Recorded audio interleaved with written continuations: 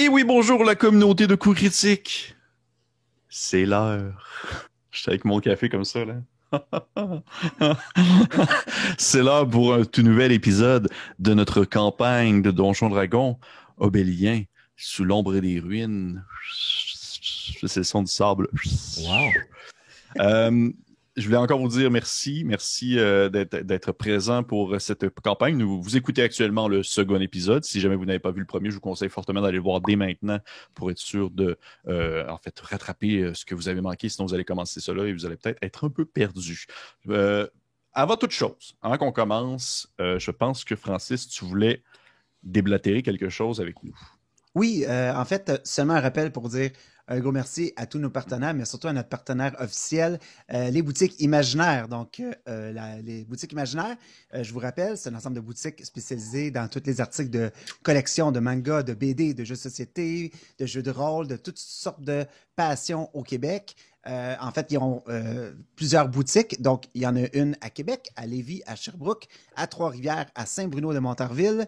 Et ils offrent la livraison partout au Québec. Donc, arrêtez d'encourager les magasins qui sont hors Québec. Faites affaire avec des gens d'ici, des gens locaux qui ont une passion. Puis là-bas, c'est tous des passionnés de jeux et de hobbies qui travaillent là-bas. Donc, ils sont là pour vous conseiller. N'hésitez pas à les contacter pour avoir de l'information sur certains produits. Ils sont là pour vous aider. Encouragez local, encouragez une entreprise d'ici. Et encore, merci beaucoup à Boutique Imaginaire de supporter cette série qu'est Obélien. Et voilà. Merci beaucoup encore. Je sais pas si vous saviez, mais c'est l'endroit où est-ce que j'ai acheté mon premier jeu de rôle, c'est à l'imaginaire. Ben ouais, non. Wow. Ouais, pour de vrai, j'avais comme genre 4 ans. Non, c'est pas vrai. Je suis rentré là tout seul, mes parents m'avaient laissé, je sais pas trop. Non, c'est quand j'étais arrivé au cégep, là, j'étais tombé genre sur un livre comme de l'appel de Cthulhu, puis j'ai fait genre ça, puis ça a été ça, à l'imaginaire. Fait que merci, Cool. vous m'avez ouvert un monde de possibilités. La boucle est bouclée. La boucle est bouclée, exactement. C'est ça. Je peux mourir en paix maintenant. Adieu. Ensuite, Félix, je pense aussi que tu avais quelque chose à nous dire. Ben oui, tout à fait. Merci, Pierre-Philippe. En fait, on a des partenaires qui sont très précieux pour nous et on en a d'autres plus nombreux sur Patreon aussi, tout aussi précieux. Alors, si vous avez envie de nous soutenir avec quelques pièces d'or pour nous permettre de produire autant de contenu gratuitement, c'est très apprécié. Surtout spécifiquement puisque là, on a un nouveau niveau de support Patreon expressément fait pour les gens qui écoutent la campagne Obélien. C'est incroyable, du contenu exclusif et plus encore, faut aller le voir pour le croire. Faut y aller, faut juste y aller. C'est Sinon, fou, le mystère. Moi, je trouve que j'étais allé, puis j'y croyais pas ce que je voyais. Bref, encore une fois, oui, merci pour les Patreons. Et finalement, avant de commencer officiellement la partie, je lance le micro à Annabelle qui voulait également nous dire quelque chose de toutefois assez excitant. J'attrape le micro au vol. Oui. C'était simplement pour vous dire, en fait, que avant les fêtes, on a fait une série de pas de D&D, de jeux de rôle de Star Wars avec comme invité spécial, spoilers, Mathieu Gatien de Roche Papier Dragon. Lui, il est beau. Puis, on s'était promis in-game qu'on allait faire un autre épisode spécial à 500 abonnés YouTube. Et c'est arrivé. Et ça va sortir bientôt. Fait que restez à l'affût. Puis si vous n'avez pas encore écouté les épisodes de Star Wars, je vous invite à le faire parce que c'est vraiment le fun. Mm-hmm. Piou, Allez voir ça. Allez voir ça. Félix joue très mal sa classe. Merci beaucoup. On apprécie. Mais pour aller voir ça, ça vaut vraiment la peine. Ça, c'était pas scripté. Bref, merci beaucoup, Annabelle. C'est très apprécié aussi. Hey, guys, je pense qu'on va être prêts pour commencer cette partie d'Obélien, deuxième partie. Fait que j'imagine qu'avant toute chose, on va encore une fois écouter notre merveilleuse intro. Hey, non, c'est pas vrai, j'avais quelque chose à dire. J'étais en train complètement d'oublier ça. Je voulais dire un merci particulier à, bien sûr, comme à l'habitude, Travis Savoie qui nous permet d'utiliser sa musique. C'est très apprécié, Travis, et qui nous a aussi composé notre thème musical. Très, très, très cool. Mais aussi, j'aimerais dire un merci particulier à notre nouvelle associé, en quelque sorte, Michael Gelfi, qui nous permet d'utiliser sa musique. Michael Gelfi est aussi un compositeur de musique sur YouTube et sur les autres plateformes d'écoute, qui fait beaucoup de musique, de sons d'ambiance très divers. Pour vrai, là, il y en a comme 2 de suite. Là, tu peux avoir un son d'ambiance pour une poursuite en forêt à dos de cheval, puis une poursuite en forêt à dos de cheval, mais la nuit. Je trouve ça incroyable. Voilà. Tu sais, genre, c'est pas pareil. Fait que, pour vrai, ça, je trouve ça très cool. Merci beaucoup, Michael Gelfi. C'est très apprécié. On est vraiment content de pouvoir utiliser, en fait, des banques de sons, que ce soit Travis ou Michael, qui sont autant de qualité. Et aussi, merci aussi à l'Ariane Studio qui nous permet d'utiliser, en fait, la soundtrack de Divinity Original Sins 2, qui est de ma foi un excellent jeu. Fait que je pense qu'on est parti pour notre introduction. On se voit après pour le début de la game.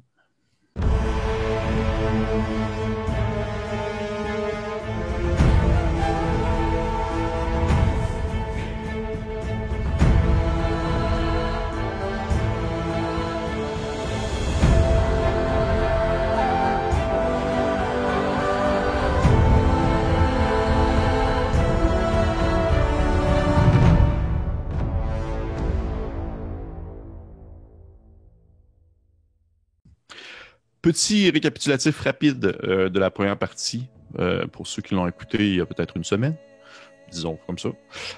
Nos trois aventuriers sont envoyés par, on va dire, l'Empire du Monolithe, ou aussi communément tout simplement appelé l'Empire, qui a une espèce de gouvernement tout-puissant étendu sur un très grand royaume, et ils sont envoyés à l'est de ce dit empire pour aller investiguer, explorer, aller faire un premier contact avec des gens qui se sont amassés en fait dans ce qu'on appelle la faille, qui est une espèce de trou qui s'est formé dans un flanc de montagne, qui a scindé en deux une chaîne de montagne suite à la tombée d'un météore, et ce qui a fait en sorte que maintenant l'Empire est connecté à un tout nouveau territoire qui ne pouvait pas autrefois rejoindre, justement coupé par cette gigantesque chaîne de montagnes qui était impossible à traverser.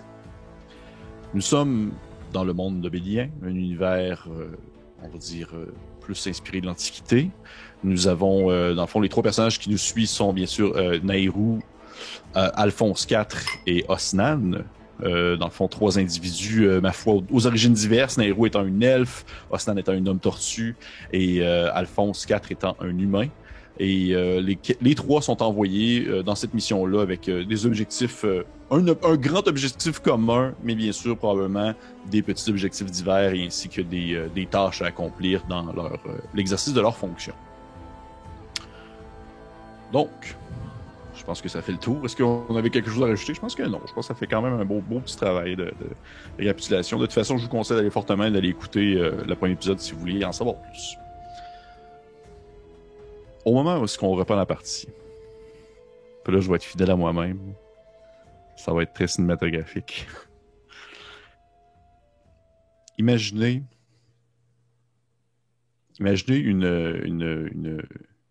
une nuit.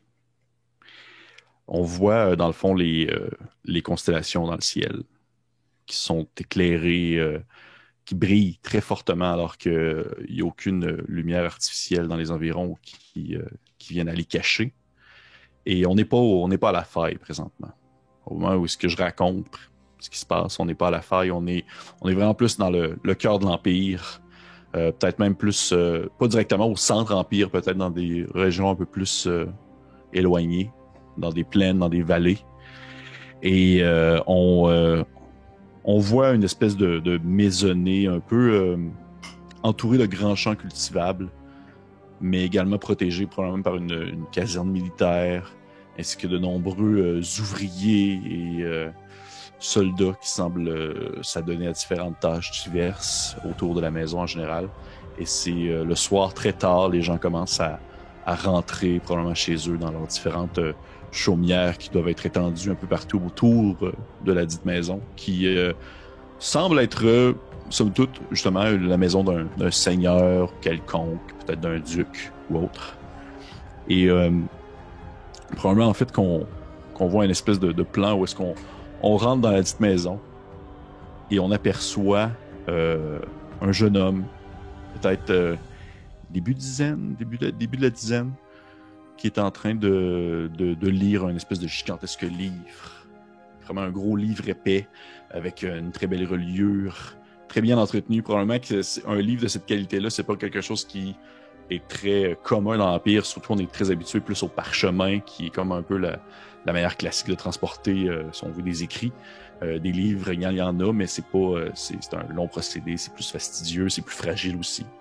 Et on a ce jeune homme-là qui a son livre ouvert, qui est en train de lire vraiment passionnément, si on veut, quelque chose, qui semble être en fait l'histoire de l'Empire.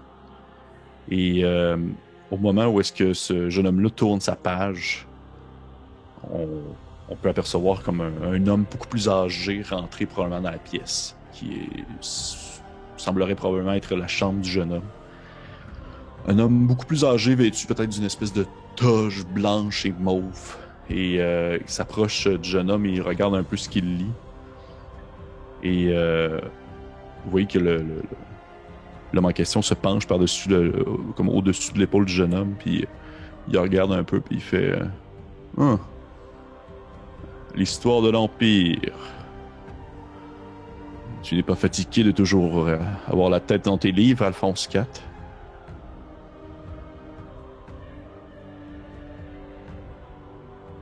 Alphonse. Est-ce que tu veux que je réponde à ça en tant que gamin? Tu peux répondre à ça en tant que gamin, oui. J'imagine qu'Alphonse IV, dès son plus jeune âge, elle devait avoir le nez dans ses livres. Donc sûrement qu'il fait juste hocher de la tête, puis se replonge directement dans sa lecture. OK. Soit à ce moment-là, le père, qu'on comprend étant le père d'Alphonse IV, se penche par-dessus le livre et il commence à tourner un peu les pages, perdant, si on veut, la ligne à laquelle Alphonse était en train de lire. Et on peut voir dans le fond différents symboles, que ce soit même des espèces de petits dessins graffinés de genre des montagnes, des champs, des plaines. Vous voyez qu'il y a différents secteurs, si on veut, de l'Empire en soi. Et tu vois qu'à un moment donné, ton père, Alphonse, il arrête à une page où est-ce qu'on peut apercevoir comme une gigantesque chaîne de montagnes. Puis il te regarde, puis il fait... Tu sais où se termine l'Empire, n'est-ce pas? Oui, papa. Et yes, ça c'est la voix de Félix à 10 ans. Merci. Ouais. Il fait... L'Empire se termine à l'endroit où est-ce qu'il ne peut plus avancer. Puis tu vois qu'il prend comme il prend probablement comme soit une plume ou un crayon à côté de toi, puis il commence comme à graffiner un peu la montagne, la chaîne de montagne. Puis il fait... Qu'est-ce qui arrivera selon toi, Alphonse, le jour où cette chaîne de montagne ne sera plus un obstacle pour nous? Je sais pas, papa.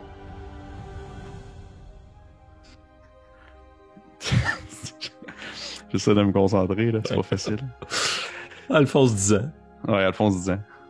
Faut qu'il te regarde avec probablement un air un peu sévère, comme s'il s'attendait à ce que tu lui répondes quelque chose de peut-être un peu plus sage, comme à tes habitudes, parce qu'il veut pas être un enfant quand même assez brillant pour ton âge, mais t'as tout le temps été un peu intimidé par ton père, par sa présence plus militaire, plus physique. Puis il fait le jour que cette montagne ne sera plus un problème pour nous, l'Empire. Puis tu vois qu'à ce moment-là, il prend comme son espèce de plume, puis il la cote à l'intérieur du livre, puis il commence à faire un tracé, comme à partir, si on veut, comme d'un côté de la montagne, du côté de l'Empire, puis il commence à faire une espèce de ligne qui traverse la montagne jusque de l'autre côté, puis il fait « L'Empire sera infini. » Parce que l'Empire va jusqu'où il ne peut plus avancer.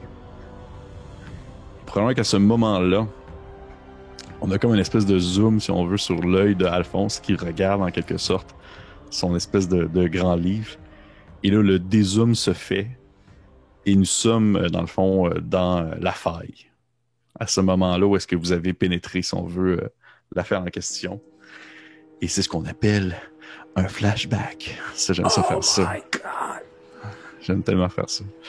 Fait que oui, on est dans le fond à la faille au moment où est-ce que vous êtes rentré, vous avez traversé vraiment cette espèce de zone qui semblait peut-être être plus longue selon vous. Vous attendiez peut-être à ce que ce soit beaucoup plus long, plus ardu, mais veut pas. Vous êtes rapidement arrivé à ce que j'avais expliqué tout à l'heure.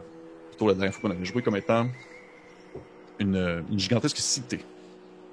Une cité de pierre à moitié détruite, une cité vraiment presque en ruine, à moitié ensevelie, où certains bâtiments, plusieurs maisons en fait, sortaient, popaient ici et là, à gauche et à droite, dans le fond, à l'horizon. Certains bâtiments beaucoup plus grands, comme des temples ou des casernes aussi, étaient visibles à l'horizon.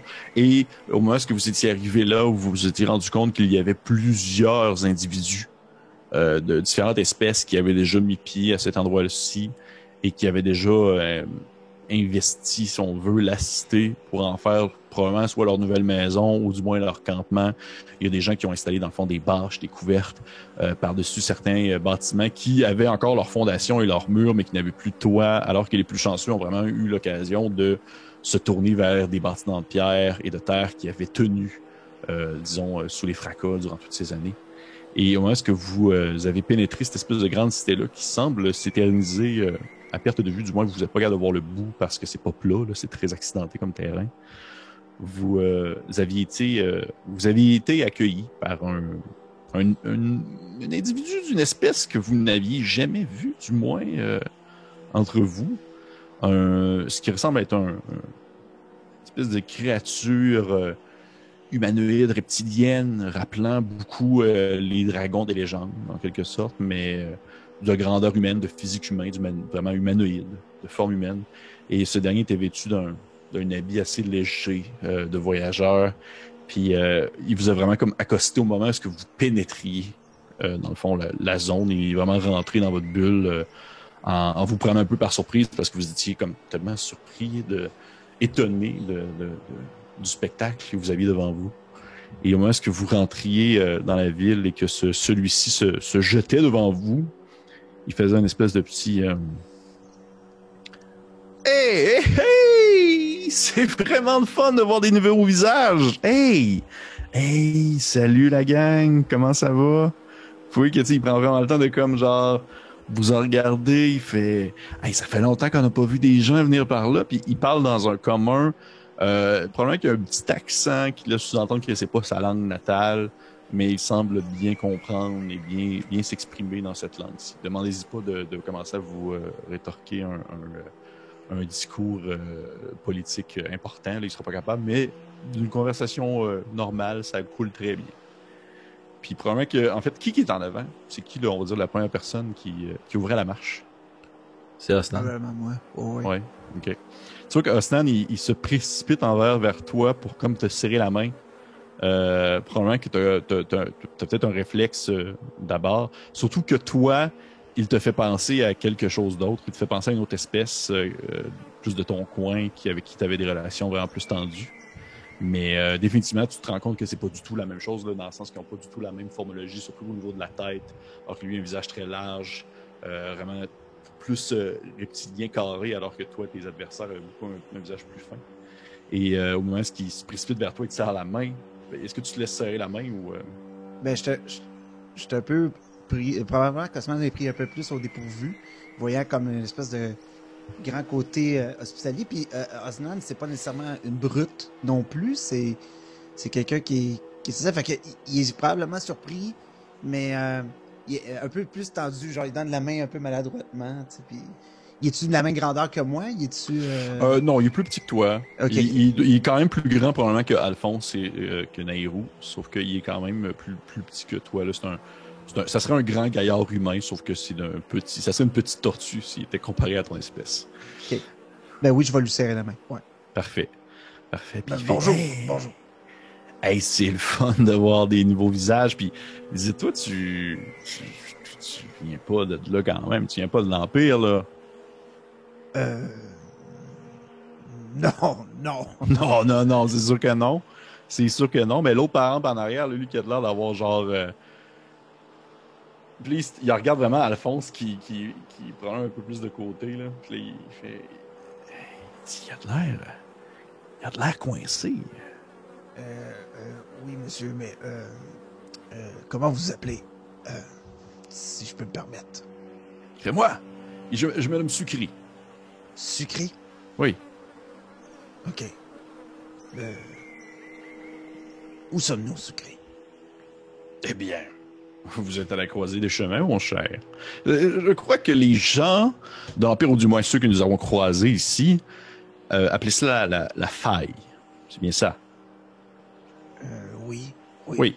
Eh bien, pour nous, qui vient de l'autre côté, nous appelons ça la croisée des chemins. Nous considérons que c'est un endroit où plusieurs gens de différents clans, de différentes communautés se rejoignent pour faire commerce, échange, travaux menus ou un peu de tout si on veut, sans vraiment être prisonnier par une autorité quelconque. Comprenez? La cité que vous voyez devant vous, puis tu sais, probablement qu'il il étire un peu son bras puis il te présente comme plein de bâtiments, plein de choses. Il fait elle n'était pas là il y a seulement 2 ans peut-être. Et depuis que cette espèce de grande boule de lumière est tombée du ciel et est venue se fracasser dans la montagne, il y a une cité maintenant qui a été découverte. Et je dois t'avouer que personne, du moins de tous ceux à qui j'ai parlé, personne ne sait vraiment définitivement qu'est-ce qu'il en retourne, à qui appartient cette cité, de quelle origine elle est, écoute, c'est complètement mystérieux, mais à la fois aussi très excitant. Donc, de ce fait, personne n'a vraiment revendiqué l'endroit. Aucune autorité, on va dire, officielle. Bien sûr, il y en a quelques-uns qui tirent de leur côté de la couverte, si tu vois ce que je veux dire, mais... Sucré. Sucré. C'est beaucoup d'informations. Attendez. Puis je me revire vers mes compatriotes puis je fais... Je crois que ça va. Venez. On rejoint donc Osnan, la calèche qui avance, que je stationne le plus près possible de ce nouveau visiteur pour le regarder de haut dans la calèche. Mes amis, voici Sucré. Sucré, ça t'arrive souvent d'accueillir tout le monde qui passe ici avec toutes tes histoires et ça, c'est coutume? Non, pas du tout. Non, pas du tout. En fait, je dois t'avouer que personnellement, je ne m'attendais plus vraiment à ce qu'il y ait des gens qui arrivent de ce côté. Il y a eu bien sûr quelques paysans ici et là, il y a quelques semaines, mais définitivement, on s'attendait à ce qu'il n'y en ait plus. Peut-être qu'on se disait que l'Empire avait peut-être peur, si on veut, de ce qui pourrait se trouver dans la faille, mais... L'Empire ne craint rien. Ne vous en faites pas, Sucré. En échange de quelques pièces de nos bourses et peut-être de coups de main que nous pourrions vous rendre, pourriez-vous nous escorter jusqu'à ces dignes représentants de l'Empire qui se sont déjà établis ici? Il fait oui, assurément. Assurément que je pourrais venir vous les présenter. Mais avant toute chose, écoutez, oui, c'est sûr que je suis là pour bien sûr accueillir les gens, mais je suis aussi là pour vérifier que vous n'êtes pas souffrant. Êtes-vous malade? Je regarde mes collègues. Non. Une affliction quelconque dont nous devrions nous prémunir? Eh bien, disons qu'il se passe des choses ces temps-ci dans la ruine qui semble provenir plus du désert de sable, de l'autre côté de la cité. Mais je me dis peut-être qu'il y en avait aussi du côté de l'Empire, donc nous ne voulons pas prendre de chance. Donc si ça ne vous dérange pas, nous voudrions peut-être seulement prendre quelques secondes pour faire si on veut, un petit examen physique, afin de vérifier pour être sûr que vous n'avez pas une quelconque marque de cette... Puis oui, qui à ce moment-là, il hésite. Puis, de quel type de marque parlez-vous? Soyez clair, Sucré. Par exemple, je dirais les yeux injectés de sang, peut-être des nouvelles dents qui vous pousseraient également. Je dirais aussi probablement si vous avez une pousse incroyable, soit de poils ou également il y a aussi un langage plus grossier, une agressivité exacerbée, des choses de ce genre-là, mais ça prend du temps et de ce qu'on comprend, du moins, ça change selon l'espèce.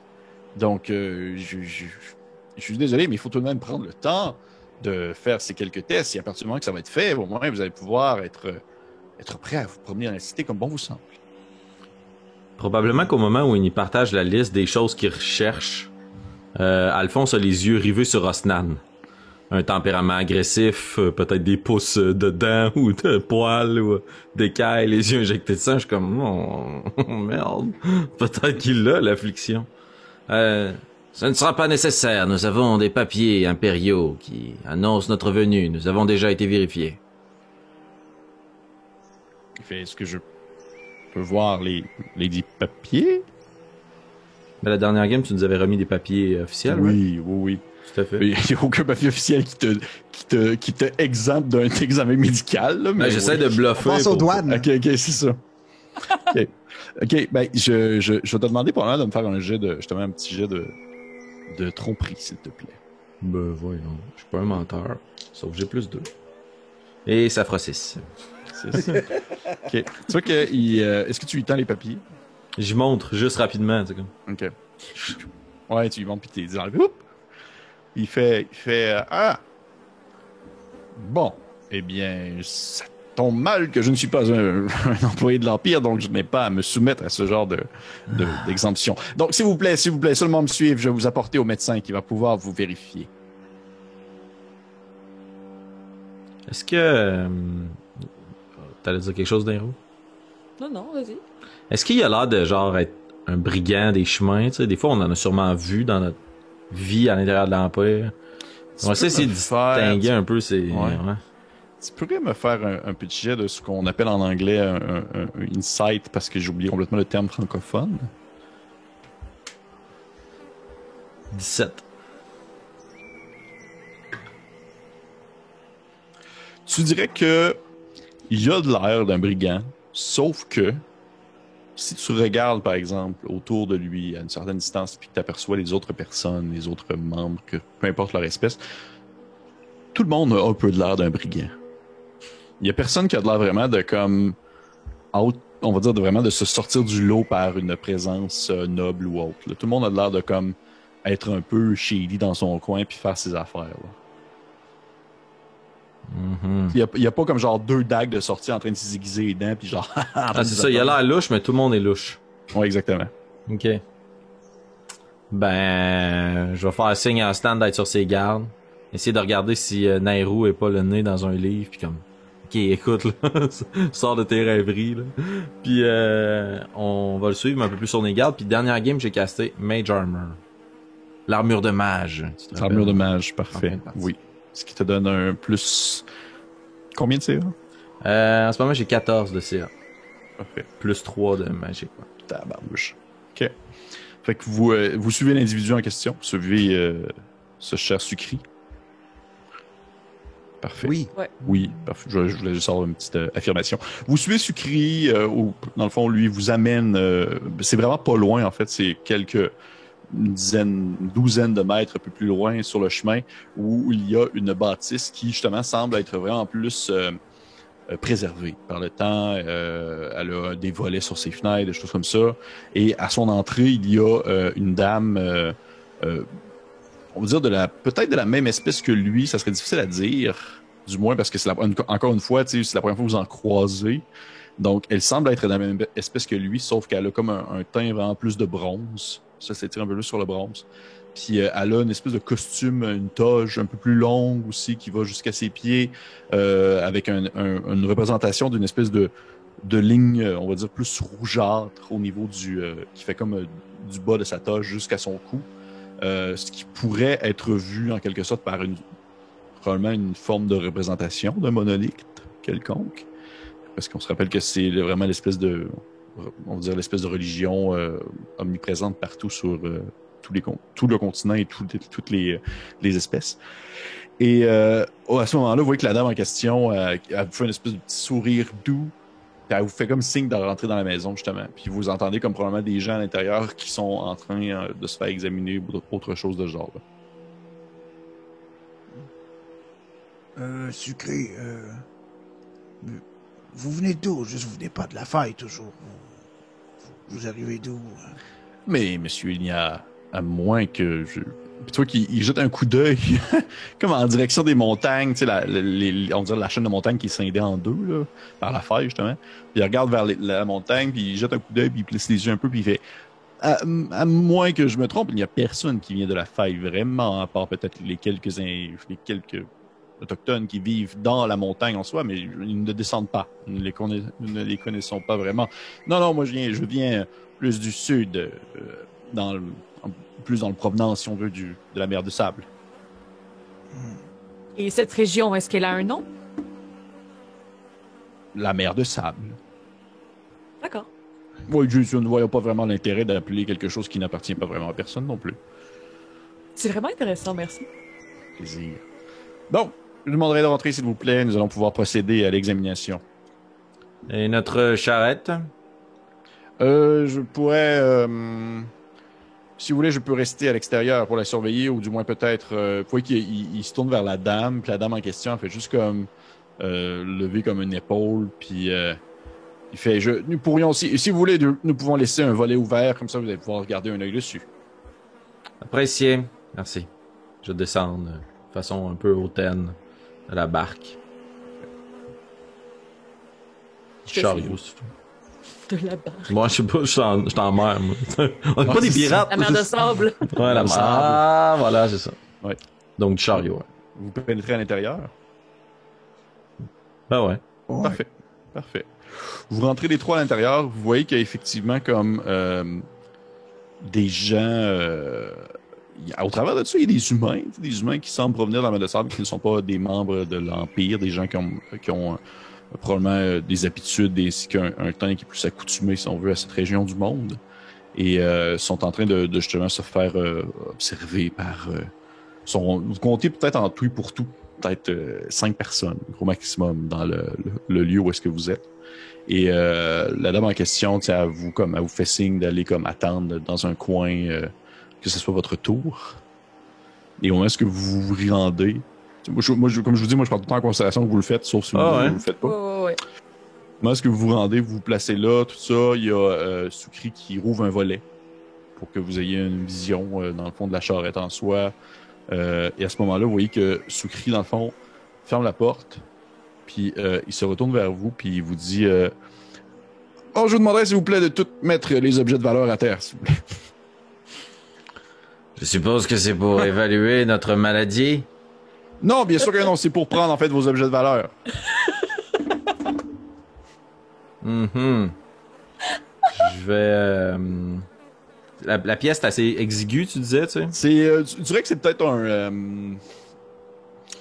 c'est comme c'est comme... En fait, la pièce, c'est comme la maison. Tu te rends compte qu'à l'intérieur, je vous explique un peu comment c'est fait. C'est comme si ça serait, genre, la maison, ça ne serait qu'une seule pièce. Ok, ouais. À un seul étage. Mais il y aurait quand même... Vous voyez que dans un coin, il y a comme une espèce de descente en pierre qui permettrait de descendre dans un sous-sol. Comme la majorité des maisons que vous allez visiter dans ce endroit-là, il y a comme genre tout le temps un souterrain. Et c'est directement sur le sable. Les objets qui sont à l'intérieur de la maison, comme par exemple la table en bois ou des chaises en bois, ont été rajoutés là par la suite. Mais sinon, à part ça, c'est vraiment la maison complètement vide, rien du tout. Et il y a, dans le fond, Soukri qui a comme fermé la porte, qui s'est placé devant la porte. Ok. Puis il y a combien de personnes à peu près dans la pièce? Ben, tu vois que les gens qui faisaient semblant de se faire ausculter se lèvent debout. Et la femme en question qui était en toche fait juste comme déchirer son linge qu'elle avait sur le dos. Puis en dessous, elle a comme genre un autre suit qui est comme plus accoutumé au combat. Et tu vois que c'est tous des bandits. Ils ont tout l'air d'être des bandits en soi. Ouais. Soukri semble être, on veut, le cerveau de la gang. Okay. Tu sais, au moment où est-ce que la dame en question, l'espèce de on va l'appeler comme ça, la femme dragon, l'enfant de dragon, elle a enlevé comme son linge. Vous vous rendez compte que toute cette espèce de douceur qu'elle avait dans son visage, c'était justement un fake. Puis là, elle a l'air comme, pas comme, n'est-ce méchante, mais un peu sotte, là, comme si c'était comme vraiment comme juste un rôle qu'elle se donnait d'être comme une petite sœur super fine. Là. C'est pour ça qu'elle a comme pas dit un mot, finalement. Aïe, les pires. Bon. Ben, je vais prendre mon grand tome super riche, tu sais, un gros livre. Je vais juste l'ouvrir devant moi, comme pour leur montrer. Même cette chose très très précieuse. Tu en pointant le livre? Ouais, exact. Pour comme qu'ils s'intéressent à moi, qu'ils se rapprochent un peu sur moi. Tu sais, je prends les devants. Là. Okay. C'est pas vrai que je vais me faire voler, moi, je suis un riche. Là. Ok. Ben, ok, juste savoir les autres pendant ce temps-là. Est-ce que vous avez une réaction quelconque au moment où est-ce que Félix fait cette action-là? Au moment où est-ce que Moi, j'ai eu Alphonse- la même réaction. Nairo a eu la même réaction qu'Annabelle a eu, là. J'ai éclaté de rire. Puis j'ai dit non. Ben non. Non. Non. Moi, quand je vois le pattern d'Alphonse, qui me rappelle probablement une autre altercation qu'on a dû avoir sur la route. Tu sais, un genre de même situation où quelqu'un essayait de nous faire les poches. Je vois son leitmotiv qui commence. Puis je serre dans mes mains mon marteau puis mon bouclier. Puis il fait « Essayez de les enlever pour voir. » Puis je suis prêt. Puis s'il se rapproche de moi, je vais tremper la main dans mon lit. Ah, vas-y, excuse. Tu sais qu'à ce moment-là, vu la réaction de tes deux collègues, il ne s'approche pas de toi. Ok. Dans le sens qu'il ne s'attend pas à ce que tu sois comme le gars qui décide de donner son stock alors que les autres se battent. Tu sais, il aurait comme trop peur de s'approcher de toi puis de manger comme un coup d'en face. Tout simplement. Fait que, guys, ça va être un lancer d'initiative pour Oh un yeah! premier combat. Yes, sir! Un premier combat de cette Nouvelle partie. classe, Nouvelle nouveau classe, perso. Nouvelle possibilité. Et d'ailleurs, j'en profite parce que c'est le premier combat de la partie et j'imagine que vous aviez tous hâte de pouvoir vous mettre la main à la pâte combattante. Je vais inventer cette expression-là.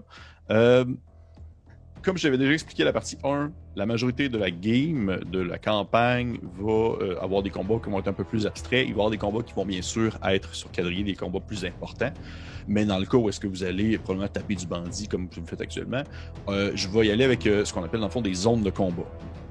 Je vais tout de même avoir justement un support visuel pour ceci qui va être apparaître, j'imagine, en bas, Francis. Maintenant. Wow! Shit! solide. Solide. Fait que vous pouvez voir, en fait, sur cette zone-là, il y a une espèce de cercle vraiment arcanique, super badass que Francis a fait. Il y a, dans le fond, 3 zones. Il y a la zone corps à corps, il y a la zone à distance, et il y a la zone hors combat si quelqu'un décide de vouloir, par exemple, s'enfuir. C'est vraiment... C'est pas exempt de défauts, sauf que c'est vraiment seulement pour se donner une idée, si on veut, de où se situent les joueurs par rapport aux ennemis, s'ils sont à distance, s'ils sont, dans le fond, au corps à corps et tout ça. Fait que présentement, vous êtes les 3 là. Félix, toi, tu décides d'être au corps à corps? Ouais, Alphonse, dans le fond, ce qu'il veut, ça. Ben, tu sais, veux pas, j'ai pris les devants en espérant les faire tomber dans mon piège, puis ils ont pas tombé, mais. C'est ça, hein? Tu prends un pari dans la vie, t'essaies les affaires. Fait que je suis en avant, mais je sais qu'il y a Osnan juste en arrière de moi, je l'entends respirer. Dans ton cou. Parfait. Parfait. Puis, dans ce cas-là, je vais rajouter, dans le fond, les ennemis. Il y avait, vous allez voir, nous avons ici, dans le fond, je mets des espèces de petits tokens de symboles qui représentent en fait les ennemis. Le bonhomme avec les 2 épées, ça va être Sukri. Traître. Ça ici, c'est sa compagnonne qui est couleur bronze. Vous apercevez les personnes qui étaient assis, les 3 autres personnes, dans le fond, c'est-à-dire probablement un faux infirmier ainsi que les 2 faux patients, se lèvent et les 3, dans le fond, sortent de leur poche une petite arme qui ne va absolument rien dire, en fait, a priori, à vous. Sauf peut-être Osnan, que j'imagine que tu as déjà vu ça. C'est une espèce de petit tuyau, souvent fait en bambou, qui sert de faire en projeter des petits projectiles pointus, probablement souvent couverts de poison ou autre. Yes. Ouais. Hey, belle Kleenex. Ouais. Belle clinique, hein? Vous êtes malade. Fait que, ça va être initiative, gang. Je vais prendre vos initiatives. 17.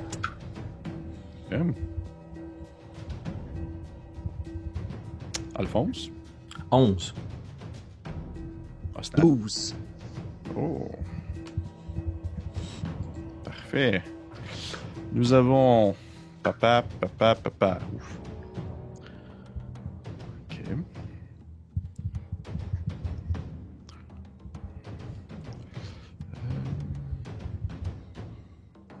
C'est vraiment de la pure merde pour les ennemis. Nous allons commencer avec cette chère Nairou. Hey, Annabelle, t'es la première à agir dans tous les combats possibles dans cette campagne-là. Yes! Yeah. Hein? Ça pèse-tu sur ton pression! épaule, là? Ouais. Nairo, elle continue le fou rire qu'elle avait là, depuis le début. Là. La situation est trop ridicule. Là. Elle trouve ça très drôle. Puis de toute façon, un, il n'est pas question qu'elle donne aucun objet de valeur. Deux, elle a pas vraiment d'objet de valeur non plus. Là. C'est plus comme du bling, mais elle a plein un paquet de bijoux. Puis en tout cas, c'est toutes des affaires qu'elle sait qui n'ont aucune valeur, mais pour elle, ça a une valeur. Fait que tout ça la fait juste rire.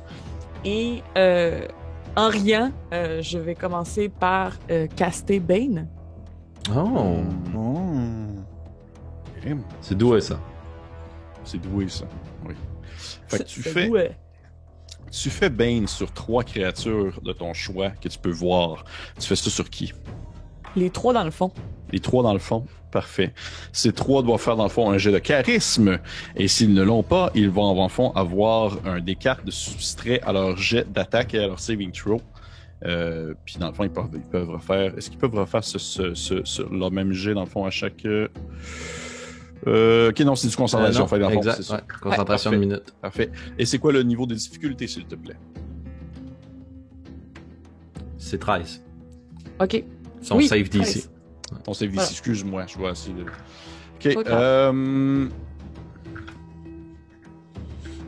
Ok. Tu vois que probablement, tu lèves ta main dans les airs à ce moment-là. Et j'imagine, est-ce que c'est la première fois les autres que vous voyez Nairou pratiquer ce genre de sorcellerie? Et Osnan fait non, puis Alphonse fait oui. Ben moi, j'étais convaincu que c'était, tu sais, juste une religieuse, là, tu comprends? C'est comme Ouais. une érudit. Là. Puis là, c'est quand même méchant, ça. Là. Vous voyez dans le fond Nairou lever probablement sa main dans les airs et du bout de ses doigts, il y a comme dans le fond des espèces de petites éclaircies, on va dire un peu plus bleutées, sombres, qui semblent émaner comme s'il y avait une aura qui tournait autour de ses doigts. Puis à ce moment-là, vous apercevez 2 des 3 individus au fond ont comme, si on veut, la même espèce de petite aura bleutée qui semble leur tourner autour de la tête. Et les 2 on dirait qu'ils sont conscients de ce qui se passe, hein. Puis vous les voyez comme leur épaule tomber un brin, comme s'ils étaient plus fatigués. Sauf que sont encore dans le combat. Sont encore dans le combat. Good job. Parfait. Fait que bien joué, Nairou. Est-ce que tu fais quelque chose d'autre? Est-ce que tu décides de t'approcher, rentrer au corps à corps? Est-ce que tu t'enfuis par la fenêtre ouverte? Je vais sortir mon arc, mais je vais pas... mon crossbow, pardon. Arbalète, français. Crossbow. Une arbalète. Ouais. Tu sors ton arbalète. Parfait. Je vais juste voir quelque chose. Parfait. Ok. Fait que ça va être au tour de... Je vais juste me faire un petit rond autour de ceux qui sont touchés par le truc. Ça va être autour de, dans le fond, la femme bronze. Dans le fond, l'enfant de dragon bronze. Vous voyez que celle-ci avait comme probablement collé au long de sa jambe un espèce de long cimetière qu'elle gardait comme caché sous sa toge. Et à ce moment-là, où est-ce que le combat commence, elle fait seulement comme le sortir rapidement de son fourreau. Elle la prend dans ses mains, elle fait comme 2-3 moulinets avec. Puis elle va probablement, en fait, attaquer rapidement. Ça va être Alphonse, en fait, qu'elle va attaquer parce que, Alphonse, t'avais ton livre ouvert, Ouais. puis ils sont pas cavés. Ils savent c'est quoi des lanceurs de sorts. Non, ils en ont jamais vu comme moi. Effectivement. Donc, Alphonse, est-ce que c'est un coup critique? C'était le fun, la gang. Au début, je me disais, c'est un 2. Non, c'est 2C. OK, c'est un coup critique sur Alphonse pour un premier attaque des ennemis. Alphonse, tu vois dans le fond la femme en question fait rouler son moulinet dans les airs. Et, oh, regarde, t'es quand même chanceux, par exemple, pour de vrai, c'est vraiment pas si pire. Tu vas te manger seulement un ridicule. Écoute, regarde, pour vrai, là, c'est le potentiel de dégâts aurait pu quand même être élevé. Tu manges seulement 3. Oh. Wow. J'ai eu 1 fois 2 plus 1. Chanceux. OK. Tu la vois dans le fond, probablement qu'elle était comme super bien partie, elle fait comme 2-3 moulinets, puis elle s'enlignait sur toi comme probablement pour te enlever la tête de ton corps. Puis t'as comme eu un réflexe d'enfer où est-ce que tu pensais peut-être lancer ton sort, puis au dernier moment tu t'es tassé, puis t'as juste comme mangé probablement tu vois le moulinet du sable qui fait seulement déchirer peut-être un peu tes vêtements. Oh non, man. Ouais. Elle a touché mes vêtements. Elle a touché tes vêtements de noble. Et nous en sommes maintenant rendus à Alphonse. Non, Osnan, excuse-moi, Osnan. Oh, Osnan, il est pas content, là. Non. Osnan est vraiment pas content. Et je dirais même qu'il va rager. Ah! Et vous découvrez maintenant que Osnan est un barbare. On le savait pas encore, Osnan est un barbare. Je vais rager. Et avec mon chemin de barbare, Oui. je vais aller voir que mes yeux vont comme devenir comme injectés de sang, justement. Oh. Je vais devenir en maudit. Puis vous allez voir comme j'ai l'impression d'un peu grossir, tu sais, de devenir un peu plus imposant. Et j'ai ma petite queue de tortue, tout d'un coup, devient vraiment longue, avec des pics dessus. Oh! C'est vraiment, elle a vraiment une longue queue qui se déploie. Donc, j'utilise la forme c'est un nouveau chemin dans Tasha's Cauldron of Everything qui s'appelle Path of the Beast. Et c'est la forme de la queue que j'utilise. Donc, ce que Osnan va faire, il va rager. Et il va s'attaquer à Sucri, le traître. OK. Le traître, comme ça a été toujours votre grand allié. Parfait. Ouais. Donc, il va essayer de le frapper avec son Warhammer, avec son marteau de guerre. Donc, ça va être un 12 pour toucher. 12, ça manque malheureusement. Ah! Tu vois, pendant que tu donnes un coup avec ton Warhammer, pendant qu'en fait que tout le monde, vous faites un peu le saut, j'imagine que c'est peut-être la première fois que tu rentres dans cette forme-là devant tes alliés. Et vous voyez tous, en fait, vraiment, Osnan qui a cette forme vraiment plus bestiale, presque animale, qui, effectivement, semble être une représentation de ce que tantôt Sucri vous parlait. Et à ce moment-là, il donne un coup de son Warhammer, de ton marteau de guerre. Tu vois que Sucri est quand même assez agile, malgré sa taille d'enfant de dragon. Tu vois qu'il évite assez aisément ton coup. Et il va comme se préparer probablement à une contre-attaque à ce moment-ci. Il n'a pas encore sorti ses armes, par exemple. C'est au tour de Alphonse. Excellent. J'évite le coup de cimetière qui m'a été asséné. J'ai la Sucri qui est devant nous. Je vais prendre mon livre, l'ouvrir, puis me le domper sur la tête, comme si je passais à travers. Puis il y a un petit peu de fumée qui va envers la pièce. Puis je vais aller me placer juste en arrière d'eux autres. Si la porte est dans cette direction-là, mon but c'est d'empêcher les gens de s'enfuir. OK. Fait que je sais pas si je suis derrière eux ou en tout cas, place-moi où tu veux dans ta tête. Oui. Je m'en vais vers la porte. Parfait. Puis je me retourne puis je vais regarder Sucri.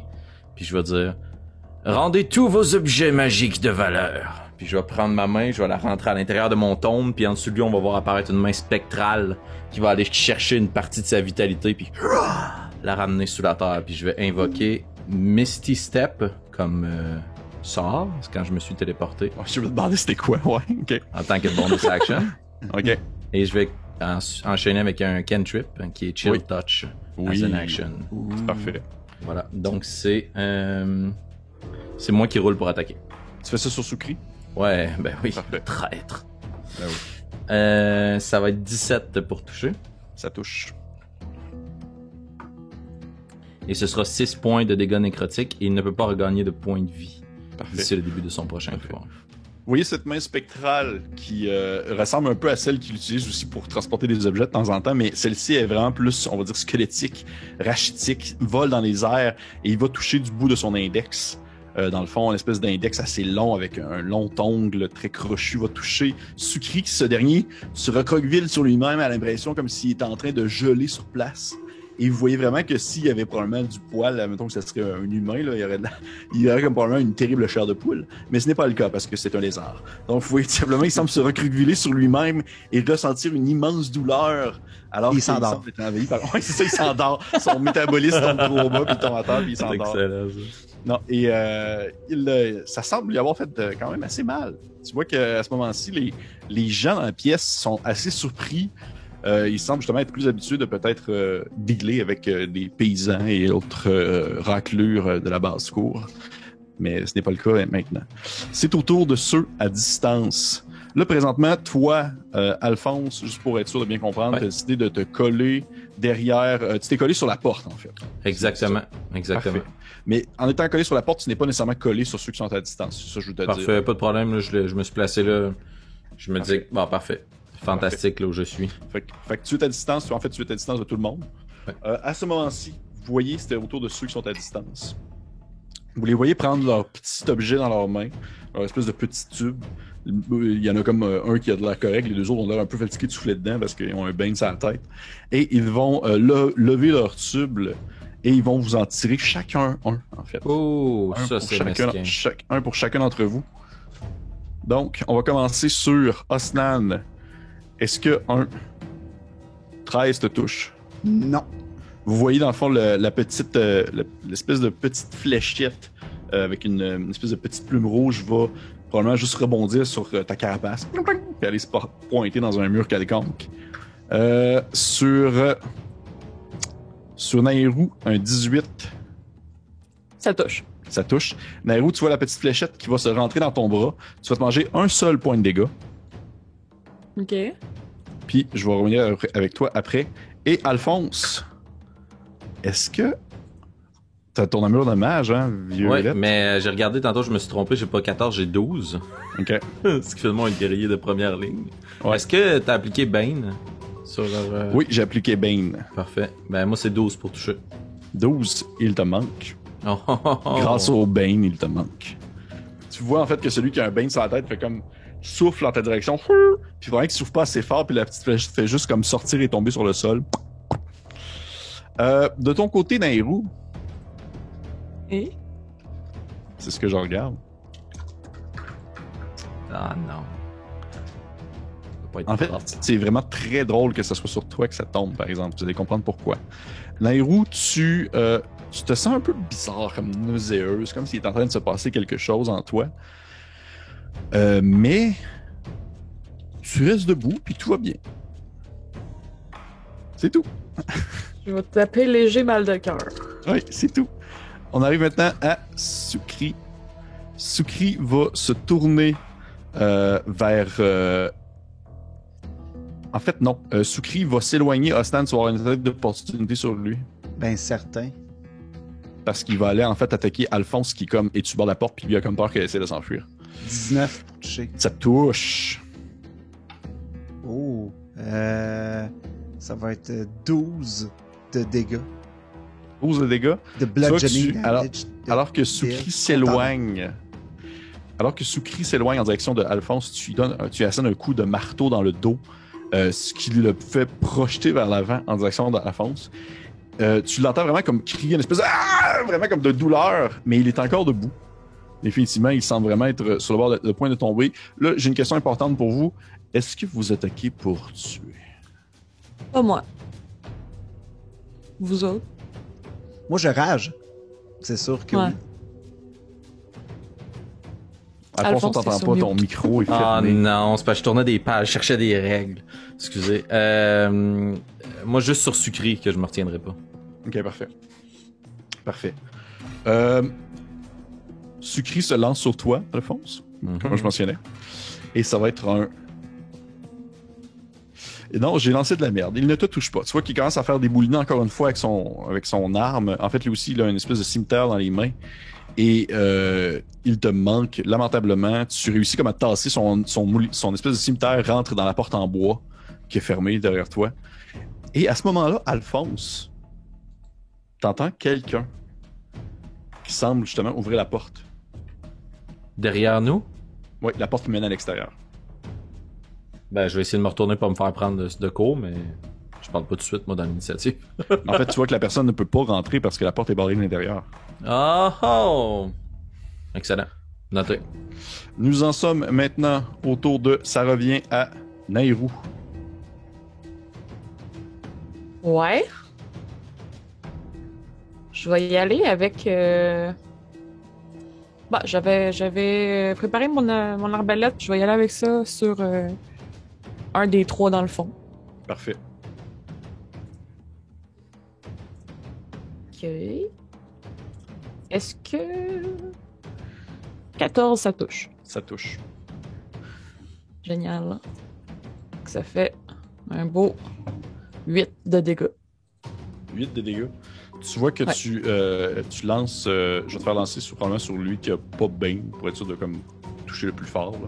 Là. Ouais. Tu vois que ta fléchette, ton espèce d'arbalète, c'est une arbalète légère que tu as ou c'est une grosse arbalète? Light. Légère. Légère. Légère. By the way, pour que tout le monde le sache également, avant Nairou, vous aviez jamais vu ça de votre vie. Une arbalète? Une arbalète. Wow! Oh. C'est purement elfique. Vous avez pas, dans le fond, vous avez pas, dans le fond, la technologie pour faire ça. Encore. Ça, c'est cool. Fait que vous voyez, dans le fond, Nairou lever son arme et tirer en direction des hommes au fond, en fait, c'est des humains, c'est vrai. Et celui-ci qui n'avait pas de bain sur la tête se mange un carreau dans les côtes. Vous le voyez comme tituber un peu, tomber un peu à genoux. Il semble cracher un peu de sang, il se relève, il est encore vivant. Il semble être blessé, lui aussi, surpris par la situation. En fait, ils sont très surpris, ceux dans le fond sont très surpris que Nairou se tienne encore debout, en fait. Nairou, est-ce que tu fais autre chose? Est-ce que tu bouges? Est-ce que tu... Je lancerais peut-être un petit call à Alphonse, juste... Oui. On n'est pas obligé de tout ravager ici. On peut encore partir. Il y a tellement de gens dehors, je veux dire. Si on quitte maintenant, on peut s'en sortir.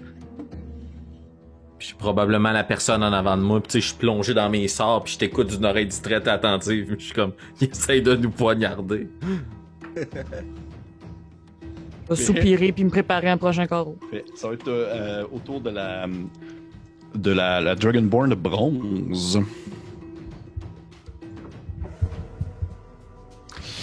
Celle-ci va se tourner vers Osnan. Avec son cimetière, va laisser dans le fond Soukri s'occuper de Alphonse.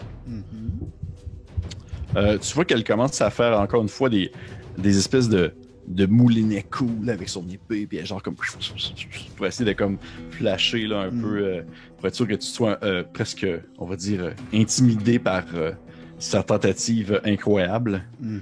Et finalement, tu la vois. Juste regarder.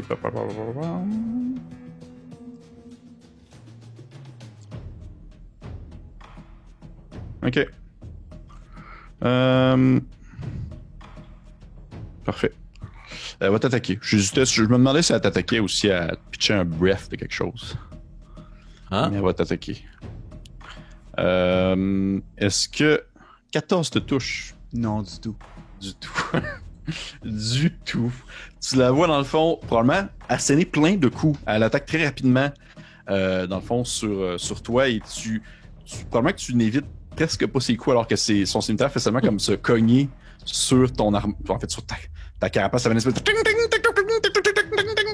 Tu la vois comme essayer de... Elle commence comme à être en colère, elle se met comme à grogner en quelque sorte en te regardant puis en ne comprenant pas comment est-ce que ça se fait qu'elle n'est pas capable d'atteindre ta chair, ta délicieuse chair de tortue qu'on pourrait faire cuire sur ta poêle. C'est au tour de Osnan, justement. Ben là, elle est trop proche, hein. Ouais, je Elle va se manger un coup de massue. Okay. Avec un 19 pour toucher. Ça touche. Avec un 9 points de dégâts de contendant. Ça la tête. Ok. Tu vois que pendant qu'au moment où elle commence à donner des coups un peu partout sur ta carapace, tu fais seulement comme lever ton arme dans les airs, profitant du fait qu'elle est vraiment concentrée à essayer de t'attaquer. Tu lui fracasses un coup sur le bord de la tête. Elle s'élance dans les airs alors que probablement qu'il y a comme des morceaux d'écailles qui se mettent à splasher un peu partout. Elle fait comme quelques roulis sur le sol, elle se relève. Tu vois que ça y coule sur le bord de la tempe. Elle est encore debout. Elle a son cimetière dans les mains et tu la vois qu'elle semble comme vraiment sur le bord de fendre. Tu la vois, en fait, tu la vois à ce moment-là probablement commencer comme à gonfler son torse. Et tu vois des espèces de liquide qui se met à écouler sur le bord de la bouche comme si elle s'apprêtait à cracher quelque chose dans ta direction. Ça va être autour de Alphonse. Question pour toi, DM, par rapport aux règles.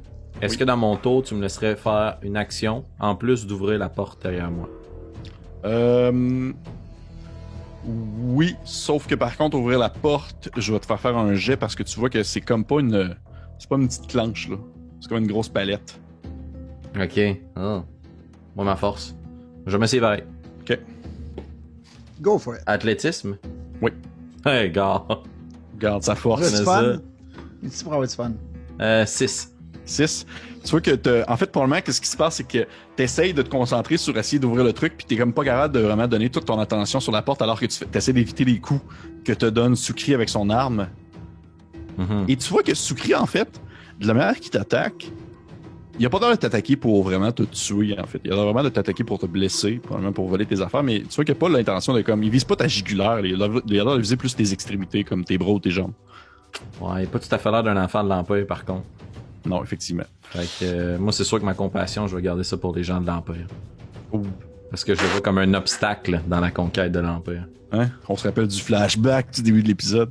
Et on se rappelle aussi que la morale de mon personnage est Lawful Evil. Je vais essayer d'ouvrir la porte. Je prends ma main, je la glisse dans mon livre, puis du bout de mes doigts, je vais laisser partir des flammes et je vais incanter main chaude, main brûlante, burning Main hand. chaude! Main chaude. Ça va être, ce sera un jet de sauvegarde de dextérité pour quiconque est dans un cône devant de moi de 15 pieds. Puis je te laisse décider la disposition là, de la salle pour ça. 15 pieds, je te dirais que. Puis, est-ce que ça ne touche pas tes alliés, j'imagine? Fort probablement, c'est pas un très bon sort. Ok. Mais en fait, Oui. probablement que. J'imagine, regarde comment est-ce que je vais faire avec toi. Tu vas focusser à ne pas toucher tes alliés. Donc, tu vas probablement juste toucher Sucri. Est-ce que ça te va? Ça me va.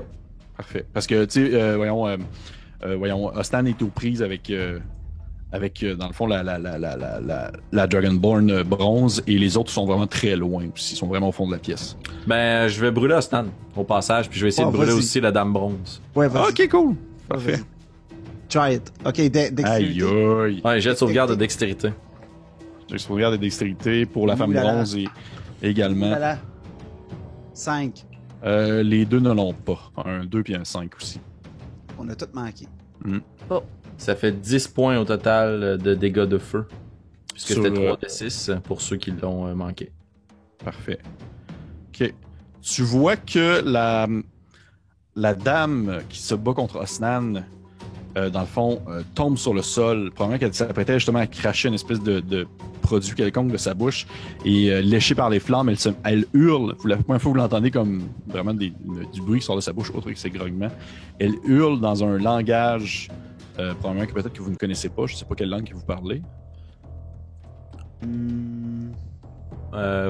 Fluent, là, juste du common. J'ai quelques bases en nain et en elfique, mais quelques bases. Léonin et Sylvain. Non. Aquan, commun et gourne, mettons. Oui, mais non. Non, malheureusement, vous voyez qu'elle se met comme à hurler dans une langue que vous ne comprenez pas. Et elle s'effondre sur le sol, brûlée au 3e degré. Probablement qu'elle va mourir si personne ne s'en occupe. Oui. Et à titre indicatif, ma furie ne s'arrête pas là parce que dans le fond, tout ce qui est devant moi, qui peut prendre feu et qui n'est pas recouvert, brûle.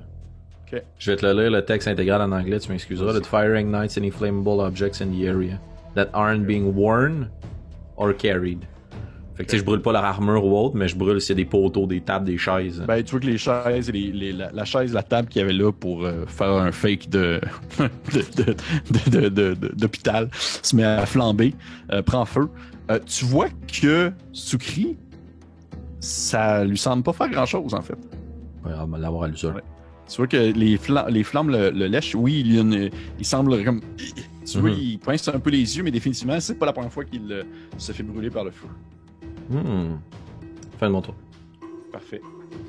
C'est au tour de... Nous en sommes maintenant rendus à ceux à distance. Les 3 qui sont encore vivants. Il y a seulement, dans le fond, la jeune dame qui est décédée. Ou du moins en train de décéder. Vous voyez, en fait, les 3 vont relancer encore une fois une petite fléchette en provenance de leur tuyau. Encore une fois, sauf vous 3.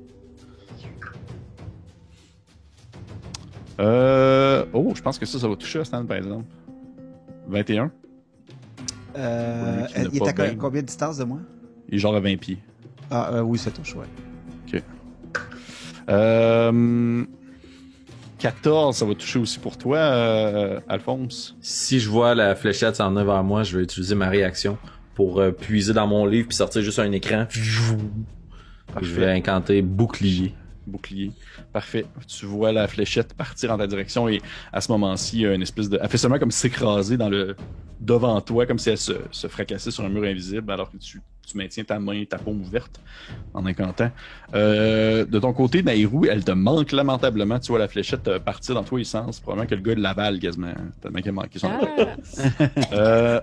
Osnan, je vais te demander s'il te plaît, en fait, Ça va être un jeu de Constitution Saving Throw.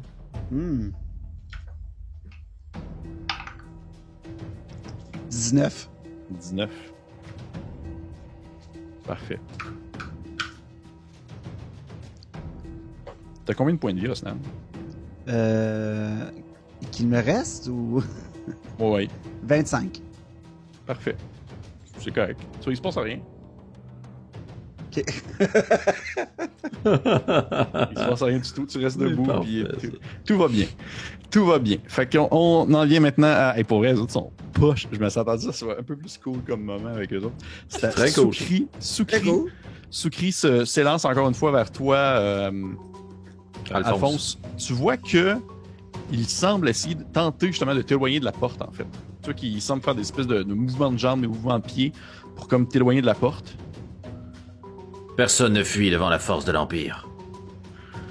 Et là, je vais utiliser un de ces spécial perks. Parce que moi, je fais ça avec mes personnages. Je vais tout le temps leur builder des petites affaires cool d'action.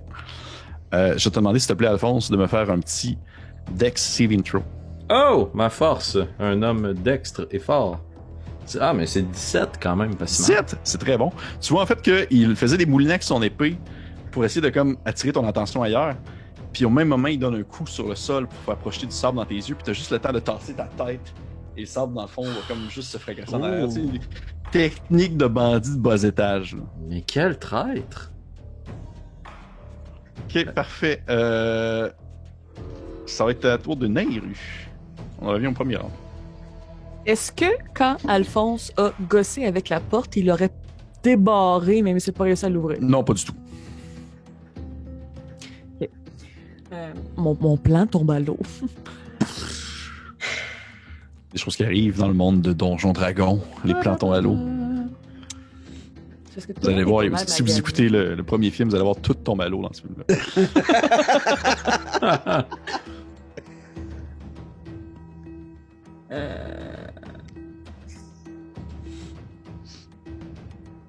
Je veux pas tuer personne. Je vais aller vers la porte puis je vais essayer de l'ouvrir. Ah, ok, cool. Ouais. Parfait. Dans ce cas-là, tu vois, je te considère que, si vous pouvez voir maintenant sur la map, je te rentre en corps à corps parce que je te considère que tu es en corps à corps avec Soukri qui est à la porte aussi. Ça veut dire que pour l'instant, c'est correct. T'es correct, t'es rentré dans sa zone. T'es pas, dans le fond, en combat avec lui. Sauf que par contre, si tu sors de sa zone, il va pouvoir avoir une attaque d'opportunité sur toi s'il le désire. Tu peux faire une action, tu peux faire un jeu d'athlétisme en fait pour ouvrir la porte. Absolument. Oh. 17. Tu gros épée avec les gros muscles. Tu prends l'espèce de planche et tu la fais comme seulement flipper vers le ciel. Elle démanche la porte se débarre. Et au même moment, celle-ci s'ouvre. Et de l'autre côté de la porte, vous apercevez, dans le fond, un gigantesque. Pour vrai, là, c'est très grand. Alors que celui-ci doit être aussi grand, sinon peut-être même un peu plus grand que toi, Aslan. Un autre, dans le fond, enfant de dragon. Mais celui-ci a la peau noire. Vraiment une couleur ébène avec deux petites cornes, dans le fond, qui lui montent au-dessus du front et qui descend vers l'arrière. Un espèce de bec qui se rappelle un peu plus plat, quasiment à la manière d'un canard, si on veut, mais très reptilien, avec des grandes narines ouvertes.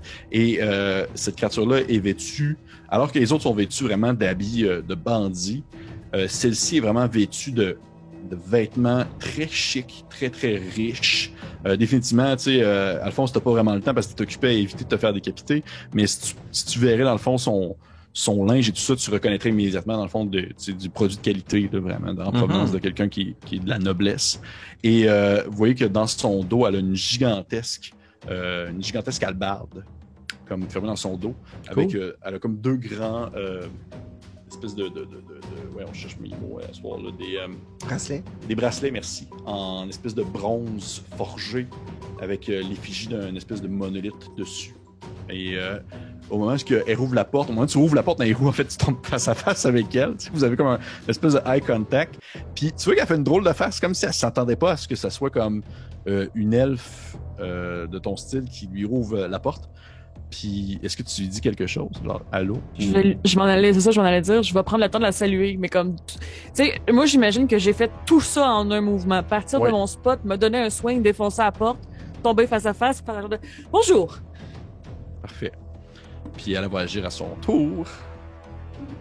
Parfait. Fait que c'est au tour de... elle est morte. Vous voyez qu'en fait, on va lancer voir si elle est encore vivante. Oh oui, c'est un saving throw de manqué. Vous voyez que celle sur le sol continue à brûler comme un petit feu de camp. Et vous avez le temps de vous réchauffer si jamais vous avez froid. Et on arrive à Osnan. OK. Je cours vers les trois, sachant qu'ils commencent à lancer des affaires qui me donnent des souvenirs. Ouais. Je cours vers les trois assaillants à distance. Je vais frapper celui du milieu avec c'est ça, avec mon marteau encore. Parfait. Ça va être un 17 pour toucher. Ça touche probablement que c'est cette espèce de moment un peu gênant où est-ce qu'ils sont en train de recharger leur espèce de pipe. Puis là, ils font comme « Qu'est-ce qui se passe? » Alors qu'ils voient dans le fond cette espèce de grande tortue courir vers eux. Ouais. Ouais. Tu peux tirer tes dégâts. Ouais, ok. 10 points de dégâts contondants. 10 points de dégâts contondants. Tu vois que tu donnes un coup sur la tête de celui au centre et vous avez tous l'espèce de sentiment d'entendre des os craquer alors qu'il y a genre un jet de sang qui se met comme à y projeter du nez et s'effondre sur le sol. Tu dis probablement qu'il est mort. Ouais. Là, je suis comme... Ouais, t'es monstrueux, là. Tu me fais penser à genre... En tout cas, je fais pas de référence culturelle. On est rendu à Alphonse. Est-ce que, juste pour être sûr, j'ai bien compris, Liam, le personnage qui est dans l'entrée, là, est-ce que ses apparences sont aussi impériales? Tu sais, les vêtements distingués et tout, ou c'est juste comme, ça semble être une noble ou quelqu'un qui a de l'argent, mais d'ailleurs? Oh non, c'est quelqu'un qui vient d'ailleurs, sauf que tu reconnais, en fait, des vêtements de qualité. Ok. Ouais, c'est parce que je sais pas si c'est ami ou ennemi. Désolé, j'ai la paralyse de l'analyse. Je vais ouvrir mon livre, lever ma main très haut dans le ciel, puis taper sur mon livre. Tac! Puis au lieu d'entendre juste une petite main frêle qui tape dans un vieux tombe, ça va être un gigantesque coup de tonnerre. Oh mon Dieu! Puis je vais caster Vague de tonnerre, Thunderwave. Thunderwave, ok. Excellent, mais Annabelle, Nairo, Nairo, tu vas subir aussi malheureusement l'impact. Donc c'est un jet de sauvegarde de constitution et la marque à atteindre est 13. 13, ok. Puis tu faisais ça, dans le fond, ça touche... Toi, ton but, c'était de toucher qui avec ça? Tout le monde et toute chose autour de moi à l'intérieur de... dans le fond, c'est un cube de 15 pieds. 15 pieds? Mais autour de moi, genre. Ok, fait que tu touches dans le fond, ça va être Nairou, Sukri, ainsi que la personne à l'extérieur. Exactement. Parfait. Et tout le monde doit faire un jet de quoi? Sauvegarde de constitution. Parfait. La personne à l'extérieur l'a eu, Sukri ne l'a pas eu. Moi non plus. Toute personne qui l'a pas eu va subir 8 points de dégâts de tonnerre et va être repoussé de moins de 10 pieds. Ceux qui l'ont eu vont subir 4 points de dégâts de tonnerre, mais vont rester à côté de moi. Puis ça déplace aussi tous les objets qui sont autour. C'est vraiment comme un nombre de chocs. Ok. Tu vois que tu donnes un coup dans ta main dans ton livre et il y a une espèce de soulèvement de sable qui se fait automatiquement alors que les ombres se mettent comme à vibrer sur le sol et projeter un peu dans tous les sens les objets. T'as une table en feu qui part dans un coin, la chaise part dans l'autre, elle explose sur le mur. Sukri est projeté dans les airs. Il va probablement en fait se cogner sur le plafond et retomber sur le sol. Et vous voyez qu'il est plus dans le combat. Il est complètement hors d'état de nuire. Nairu, de ton côté, t'es projeté aussi. Tu vois que tu sais pas si au final il pouvait choisir ça ou s'il a juste dit fuck off, là, elle va manger le coup aussi. Mais tu es projeté dans un sens, ça va te fracasser sur un mur, mais je pense que tu es encore debout. D'après moi, oui. t'es pas. Ok, parfait. J'ai mal à la tête, mais ça va. Là. Okay. La personne à l'extérieur, tu la vois dans le fond, comme si elle se pinçait un peu les dents, comme si genre elle était en train comme de manger un coup, mais justement elle n'est pas projetée parce qu'elle a réussi comme son jet. Tu vois qu'elle se tient bien debout sur ses jambes. Et c'est ce qui finit ton tour. Est-ce que tu fais autre chose, Osnan? Alphonse, non. Excuse-moi, oui, Alphonse. Pas de stress, pas de stress. Mais non, c'est mon action. Parfait. Donc, c'est au tour de ceux qui sont à distance, avec les petites fléchettes. Blablabla, je réfléchis.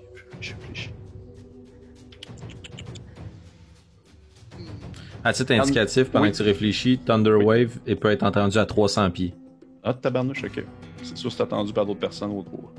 Hey, mon Dieu, ça doit être cacophonique dans cette pièce-là quand ça a sonné. Hein. Ouais, c'est ça, puis on en reparlera après, mais tu sais, mon personnage, c'est le chaos quand il casse des sorts, là, c'est pour ça que je vous attaque, c'est comme j'ai pas de contrôle. Là.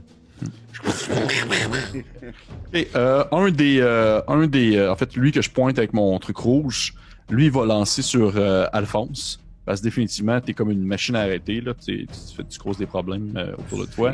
Et lui, ici, il va laisser tomber son espèce de petit... il est très blessé déjà, là, il a été blessé par Nehru. Il va laisser tomber son espèce de petite arbacane sur le sol et il va sortir une petite dague aiguisée puis il va essayer d'attaquer Osnan avec. Parfait. Fait qu'on va commencer avec celui à distance. 18. Ça touche. Ça touche, Alphonse. Je vais te demander, s'il te plaît, de me faire un jet de Constitution Saving Throw. Hey, c'est ma force en plus, ça. C'est le trademark de tous les wizards. Hey, quand même, 19. Natural. Tu l'as? Ouais. Tu l'as, fait que tu vas seulement la moitié. Mais... ça veut dire 12. Il te reste combien de points de vie, Alphonse? 11. Ok, t'es correct. Tu vois que tu te tiens debout. T'as comme un espèce de mal de tête assez intense qui te prend, mais tu te tiens debout. T'as comme tu te sentais les paupières lourdes. Ah. C'est au tour, en fait, de l'autre créature qui va attaquer Osnan, le petit humain, un petit probablement que c'est un petit gars, tu vois, il doit avoir début vingtaine, Osnan, là. Il était comme, c'est la criminalité qui est allée chercher, c'est pas de sa faute. Puis il t'attaque, puis toi tu fais juste comme leur écraser le visage comme si c'était des moins que rien. 15, ça te manque, je crois.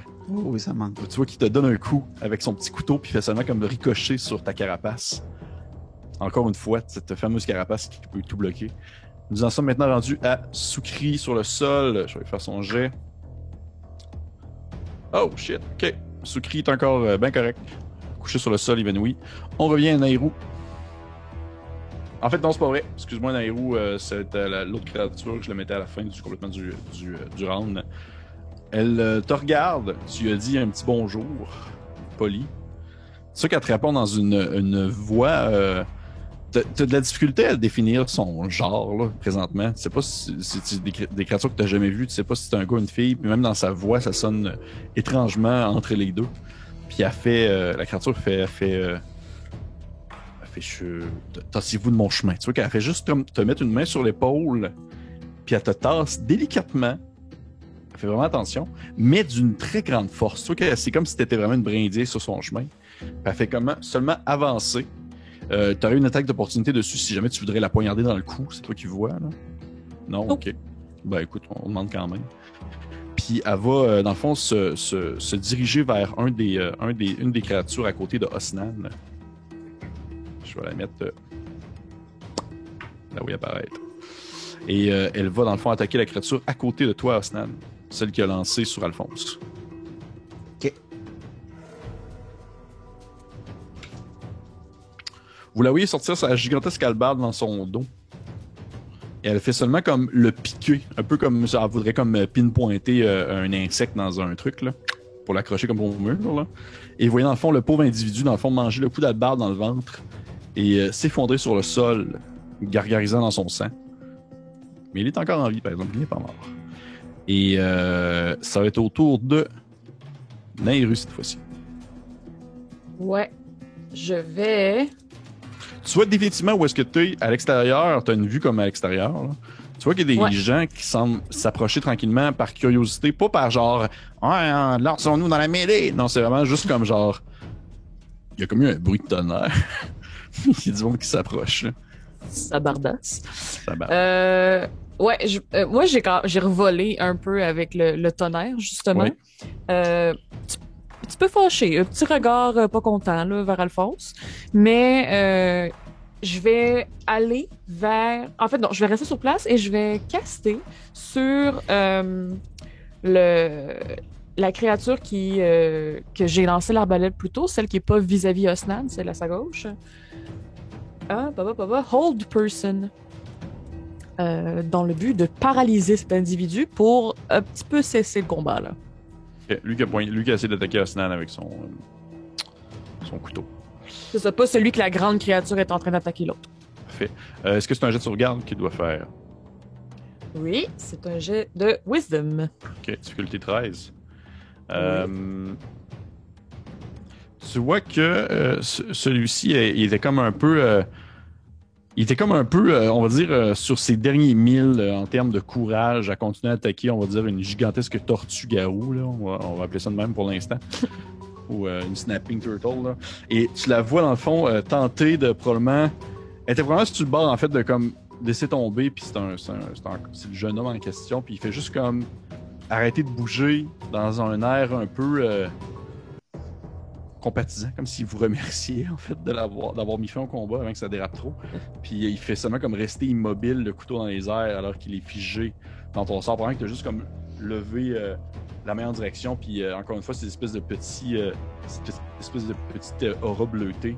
Et tu vois, dans le fond, sur le front du jeune homme, une espèce de lune apparaître le temps que le sort dure. Il fait seulement comme genre figé. Et est-ce que tu fais autre chose? Oui, je vais crier Osnan d'un ton ferme et autoritaire, juste pour attirer son attention vers moi et essayer de le distraire un petit peu, comme là, ça fait. Parfait. C'est à toi, justement, Osnan. Elle me crèverait, je me retourne, je fais... Puis je vais non létal. Je vais prendre juste ma main, là, pas d'arme, là. Puis je vais juste assommer mon assaillant, là, juste comme toc, tu sais, donner un coup pour l'assommer, tu sais, vu qu'il bouge pas. Parfait. Je vois pas de défi, là, fait que je veux juste comme...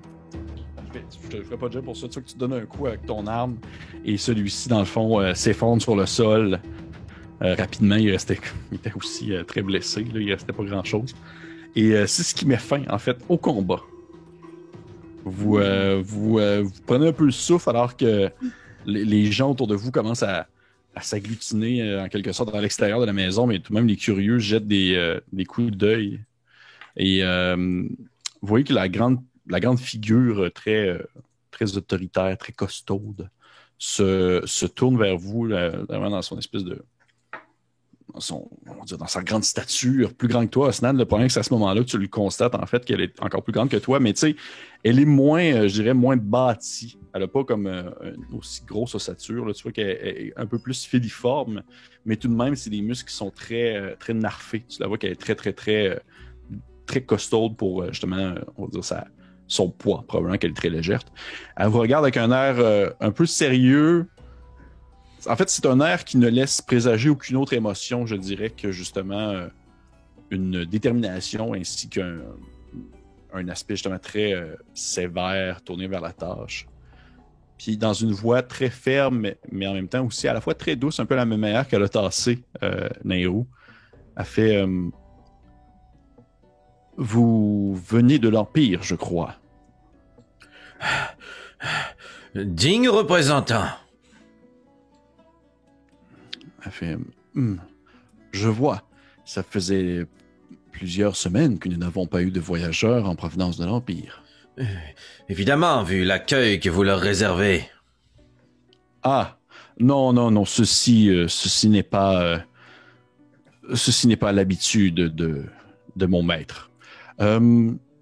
Je vous inviterai à sortir. Sortez, s'il vous plaît, nous allons nous occuper de ces bandits, s'il y en a encore vivants parmi eux. Puis tu vois qu'à ce moment-là, elle regarde à l'extérieur, puis elle se met comme à cracher dans une langue que vous ne comprenez pas, un espèce de patois très grave, une espèce de... Et vous voyez d'autres soldats ressemblants, d'autres enfants de dragon aussi, de différentes couleurs, qui ont des allures un peu plus soldates, justement, qui rentrent et qui ramassent les blessés sur le sol, vérifient ceux qui sont morts. Vous voyez que ceux qui sont morts sont pris et sont jetés, en fait, dans les escaliers menant au sous-sol de la maison. Oui, que dans le fond, il y en a comme un ou deux qui sont morts. Là. Celui probablement qui a été transpercé par son arme à elle. Puis Osnan, le premier qui a fait éclater sa tête, plus celle en bronze. Il les prend, puis ils font juste comme les jeter au sous-sol. Puis à ce moment-là, vous voyez qu'elle regarde, elle regarde le sous-sol, elle se tourne vers ses hommes. Puis la créature a fait une espèce de mouvement de main comme pour signifier une sorte de rotation quelconque. Puis vous voyez des hommes qui arrivent avec comme des planches de bois, puis de l'équipement, puis commencent dans le fond à sceller, si on veut, le chemin pour descendre au sous-sol. OK. Nairo, elle va retirer la petite aiguille qu'elle a dans le bras depuis le début, qu'elle a juste comme pas eu le temps d'enlever. Oui. Puis jeter un petit coup d'œil sur ce que cette personne sont en train de faire, puis elle va juste dire à la personne en autorité, celle qui était là au début, pendant le combat, ce genre de situation est-il commune? Est-ce que c'est une fausse? Qu'est-ce qui se passe ici? Tu vois qu'elle se tourne vers toi, puis tu vois que ça semble être à ce moment-là qu'elle remarque tes oreilles pointues d'elfe. Puis elle a comme un petit sourire qui semble se dessiner sur le bord de sa bouche, comme si elle était comme fascinée de voir quelqu'un de ton espèce. Puis elle fait il y a mon Dieu, il y a beaucoup de choses que vous devriez savoir sur cet endroit si vous voulez pouvoir vous promener dans la croisée des chemins sans risquer de rencontrer n'importe quel coupe-jarret. Ce n'est pas la première fois que celui dont vous connaissez sous le nom de Sucri fait ce genre de petits jeux avec les voyageurs. Souvent, soit il se place ici, ou il se place à l'autre extrémité de la cité, il attend les voyageurs, il les accueille, il utilise le prétexte de la maladie. Ensuite, il les détrousse. Il les endort avec ses petites seringues. Il ramasse une des seringues sur le sol. Il les détrousse, mais il les laisse en vie. Ouais, ce n'est pas un meurtrier, c'est un voleur. Oui. Et c'est pourquoi, Nairo, tu n'as pas été atteint par ceci, parce que les elfes sont immunisés au sommeil. Oui. C'était magique. Est-ce qu'on entend cette conversation? Oui, absolument, absolument. Bien drôle de façon de gérer vos voleurs que de les laisser en liberté, même si vous connaissez leur modus operandi. Ah, est-ce que vous considérez qu'il mériterait une plus grande punition? Évidemment, c'est une nuisance, un récidiviste. Nous ne pouvons pas bâtir quelque chose de solide avec des gens avec son caractère. Tu vois, quand tu regardes avec un air très sérieux, puis elle te dit « Fort bien, je comprends qu'il vous a porté à votre réputation. » C'est en pointant, si on veut, tes habits déchirés un peu, Alphonse. Elle fait donc, vous prenez sur vous le fait qu'il subisse une punition plus appropriée.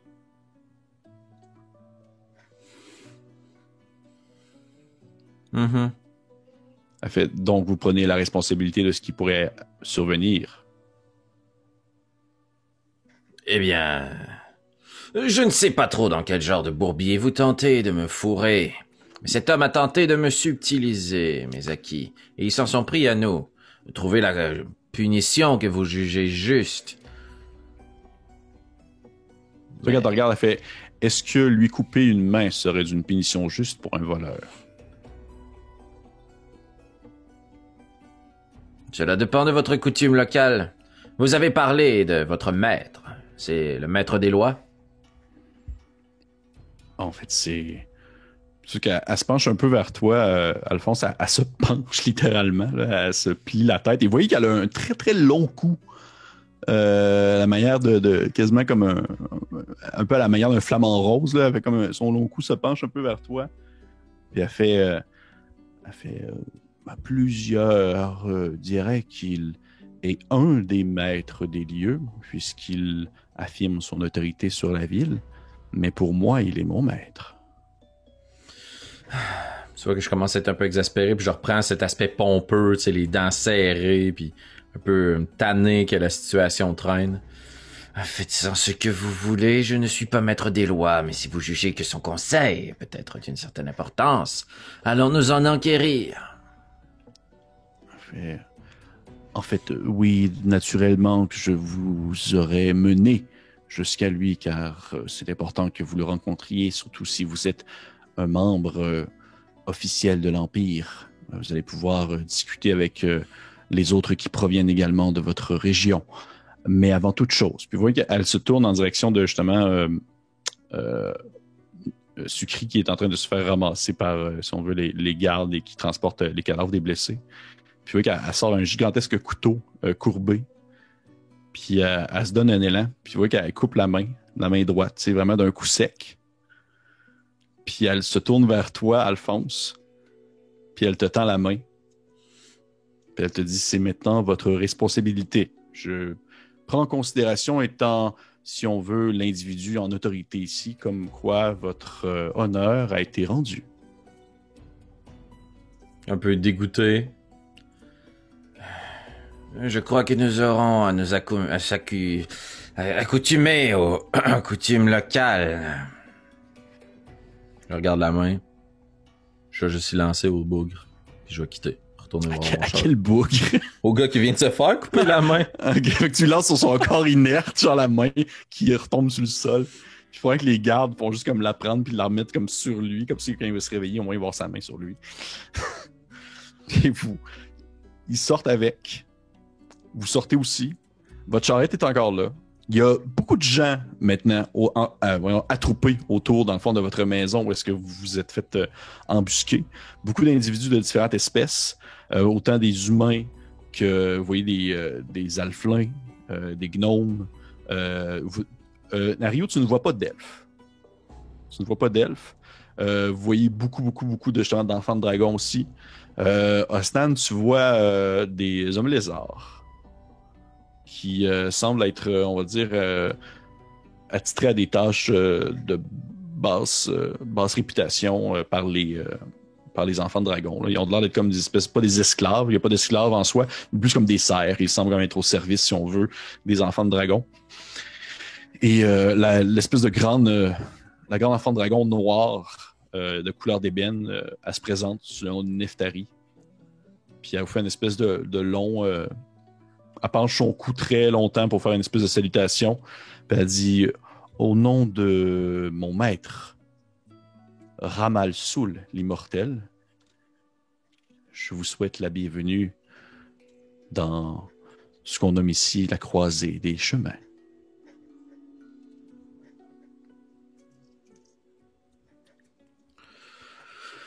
Tout l'honneur est pour nous. C'est sûr qu'elle semble attendre à ce que vous vous présentez. Elle est comme genre en train de vous regarder en faisant comme... Et vous? Alphonse IV de la Fine Plume, digne représentant de l'Empire obélien, accompagné ici de mes compagnons de voyage, que je vais laisser le plaisir de se présenter eux-mêmes. Nairo est vraiment fâchée. Elle est vraiment fâchée de ce que Alphonse vient de laisser faire, là. Puis elle est comme pas capable de réagir depuis le début. Puis elle va sortir de la maison en suivant le petit troupeau, puis en marchant comme d'un air d'essayer jusque vers la charrette. Elle va pousser Alphonse pas mal en même temps qu'il va dire genre digne représentant, tu sais, comme d'un coup d'épaule. Puis elle va mettre son arbalète dans le chariot, puis elle va y dire comme un peu juste à lui comme excellent premier contact, félicitations. Puis elle va se retourner de manière un peu plus élégante avec un petit sourire genre vers la personne dragon, puis juste comme lui dire Nairo, Faror, de l'Empire aussi. Enchanté, Nairo. Pendant qu'Oznan, au moment où vous vous retournez, il est redevenu Oznan. Il est redevenu... déjà, c'est quelque chose. Son apparence est plus normale que d'habitude. Ouais. Puis il va juste faire... il a l'air moins choqué. C'est sûr qu'il lâche pas les hommes lézards dans la foule. Puis il répond un peu distraitement avec un regard sévère. Oznan. Tu sais qu'elle se tourne vers toi, Oznan, avec un air très curieux, mais aussi, encore une fois, cette espèce de ce petit sourire en coin qui semble... C'est pas c'est pas, on va dire, négatif, là. C'est vraiment, puis c'est pas non plus moqueur, c'est vraiment juste comme une espèce de joie aussi, une espèce de curiosité heureuse de croiser des individus de votre genre. Puis elle fait vous êtes très loin de chez vous, enfant de Gourne.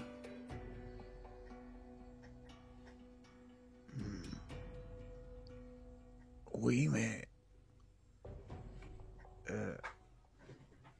Comment connaissez-vous Gourne?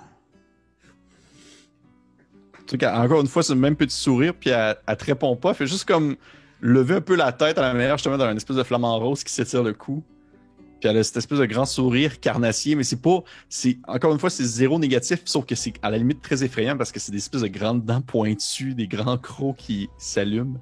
Puis elle vous sourit, puis elle fait Ah, suivez-moi maintenant, je crois que mon maître aura très envie de vous parler. Vous êtes, ma foi, beaucoup plus intéressant que les précédents membres impériaux qui sont venus jusqu'ici. Bien normal. Je vais embarquer dans ma petite charrette, puis je vais la laisser guider le chemin. Parfait. Vous suivez une espèce de procession, c'est elle avec ses soldats qui tiennent également les blessés. À un certain moment donné, certains soldats, justement ceux qui ont les blessés sur leurs épaules ou qui les traînent dans des espèces de petits, on va dire des petits... je cherche mes mots, là, vous comprenez ce que je veux dire. Hein? Civière. Civière, merci. Oui, c'est exactement ça, c'est civière. Dans des espèces de petites civières comme faites en espèces de cordelettes et en morceaux de bois. Ils vont comme se détacher, si on veut, de la procession et s'en aller ailleurs, probablement dans un endroit pour les faire soigner. Et elle continue à marcher très noblement, le cou levé vers les gens que vous allez croiser. Et là, il y a quand même beaucoup de gens qui semblent être très curieux de votre présence, mais en même temps, les personnes n'osent pas trop s'approcher, ils restent dans leur demeure en ruine ou du moins ou dans les autres endroits dans les tentes aussi qui ont installé. Puis vous vous rendez vraiment vous semblez vraiment vous enfoncer au cœur de la cité. Vous vous rendez compte, en fait, c'est maintenant que vous vous rendez compte à quel point est-ce que celle-ci est gigantesque. Et à quel point est-ce qu'elle semble être tout de même assez bien préservée malgré le fait qu'il y a un météore qui s'est écrasé ici. Et même que, alors que vous vous approchez probablement du cœur de la cité, je vous demanderai à tout le monde de faire un jet de perception, s'il vous plaît. Un jet de groupe, bien sûr. Ben voyons donc. Ben voyons donc, dit-il. 19. 21. 8. Ben c'est correct, vous l'avez. Vous percevez tous, dans le fond, à mesure que vous vous approchez, vous êtes capable de vraiment voir, en fait, le chemin que le météore a fait en tombant, alors que vous vous apercevez qu'il y a comme une forme qui se crée dans un passage entre certaines maisons qui ont été tout simplement désintégrées sur on va dire, sur son chemin. Et vous, dans le fond, vous avancez dans cette espèce de trou-là, en quelque sorte. Vous passez au travers de certaines demeures qui ne restent absolument plus rien.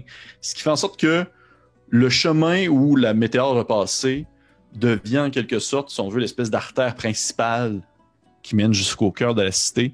Et plus vous approchez de ce cœur-là, plus vous vous rendez compte qu'il y a plus de tentes et que l'endroit devient en quelque sorte une forme de marché ouvert. Vous voyez qu'il y a beaucoup de gens qui ont installé des espèces de commerces qui vendent du stock et c'est là où est-ce que c'est vraiment considéré comme étant à la croisée des chemins, où est-ce que plein de gens de plein d'origines qui viennent s'échanger des affaires. Vous vous rendez compte qu'il ne semble pas avoir beaucoup d'argent qui se passe. C'est vraiment plus comme une forme de troc parce que les gens ne semblent pas vraiment posséder nécessairement la même valeur monétaire. Vous voyez, beaucoup de personnes vont échanger de la bouffe contre un voile ou des choses comme ça, pour se protéger contre le sable ou des choses comme ça. Et à l'endroit même où est-ce que vous voyez que le météore a stoppé, si on veut, son chemin et qui s'est écrasé probablement dans une explosion, vous vous rendez compte que son chemin s'enfonce dans la terre et, dans le fond, s'enfonce en dessous, si on veut, de ce qui semble être une forme de ziggourate, c'est-à-dire un temple, imaginez un peu comme les temples mayas, les espèces de temples en forme de palier. Là. Mhm. Et ce trou-là, dans le fond, se fait en dessous de cette ziggourate-là. Oh. Mais vous voyez que l'endroit est fermé dans le sens que il y a beaucoup de gardes, justement des enfants de dragons qui sont habillés très, très chiquement, qui semblent garder les lieux. Et vous, c'est vraiment dans cet endroit-là qu'elle vous amène. Elle vous fait, dans le fond, grimper les marches de la ziggourate. Elle ne vous fait pas passer par, si on veut, le trou qui s'enfonce dans la terre. elle vous fait passer par, dans le fond, les escaliers qui montent vers, si on veut, le toit de la ziggourate. C'est pas une gigantesque ziggourate, c'est pas genre un truc de 8 étages. Là. Non, ça doit être peut-être, dites-vous, comme un bloc appartement de 3 étages, tu sais, au maximum. C'est pas. Et je sais pas ce que ça voulait dire, mais c'est ça. Vous atteignez en fait le haut de la ziggourate. Et à l'intérieur de celle-ci, une espèce de pièce fermée qui représente aussi, on va dire le dernier niveau de la ziggourate. Il y a une porte, une gigantesque trou de porte plutôt en pierre ouverte, en forme rectangulaire à la verticale. Et une fois que vous pénétrez à l'intérieur, vous vous rendez compte que c'est comme plein de coussins qui ont été installés avec des espèces de divans. Il y a un gros tapis qui a été mis sur le sol. Vous voyez qu'il y a plein de serviteurs hommes lézards, beaucoup à Stan, qui s'adonnent à différentes tâches pour maintenir l'endroit propre. Et au moment où vous rentrez, ceux-ci vont comme vers vous. Et il commence à enlever, si on veut, les morceaux de vêtements de la personne qui vous guide, dans le sens, on va dire plus ses bracelets, son arme. Elle va comme rester habillée. Là, ils vont pas comme les mettre les naked. Ça devient bizarre. Non, ils font juste comme enlever son surplus de linge militaire. Et devant vous, sur, on va dire, un gigantesque coussin, se tient un autre enfant de dragon qui, cette fois-ci, Osnan, doit être à peu près grand comme toi, mais aussi costaud que toi. Que c'est une créature qui semble émaner une force brute. Vraiment, là, tu dirais, ce gars-là, je le pogne au bras de fer, puis je sais pas qui gagne. Là. Oh, OK. Ouais. Oh. Il est gigantesque, une espèce de grande couleur dorée qui émane, si on veut, de lui. En fait, c'est le premier que vous croisez qui est d'une couleur or. Il y a un gigantesque moustache, dans le fond, une espèce d'excroissance qui lui tombe de chaque côté de la bouche. Et il y a une espèce de gigantesque collerette aussi qui s'élève au-dessus, en crête sur sa tête. Et il est tout en habit de linge léger, mais à la fois très résistant, très propre, très noble. Et il est comme en train de probablement manger comme une grappe de raisin. Puis il vous voit rentrer, puis il vous regarde avec un air de curiosité. Puis dans une voix quand même assez virile et assez profonde, il vous dit « Ah, Ramal-Soul, l'immortel, vous souhaite la bienvenue. » Et on va arrêter la partie sur ça. Oh shit, man! Ramal-Soul. OK. Ben, on est entré là de façon discrète, inaperçue. Inaperçu. Une vraie valeur. Hey!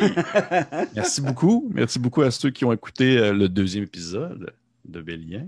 J'espère que vous avez apprécié ça. Les joueurs, est-ce que vous avez aimé ça? Est-ce que vous... Oui. Ben oui, très cool l'univers. Oui. Parfait.